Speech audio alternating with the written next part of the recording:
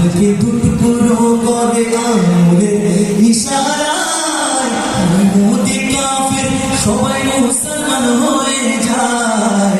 এমন একটা নবীর জন্য, এমন একজন নবীজিকে নিয়ে ভারতের পুরো কথা বলে আল্লাহ তাআলা তাদেরকে খুব দ্রুত তাদেরকে হয়তো মাটির সাথে মিশিয়ে দিন, অন্যথায় আল্লাহ তাআলা তাদেরকে সবাইকে আল্লাহ তাআলা আমাদের ইসলামের ছায়া করে ফিরিয়ে দিন। চাঁদকে টুকরো করে আঙুলের ইশারায় ইহুদি কাফের সবাই মুসলমান হয়ে যায়। ইহুদি কাফের সবাই মুসলমান হয়ে যায়। তিনি তো আল্লাহর হাবিব নবী মুস্তাফা, তিনি যে আল্লাহর হাবিব। সাথে বলতে হবে, তিনি তো আল্লাহর হাবিব। একসাথে মারহাবা মারহাবা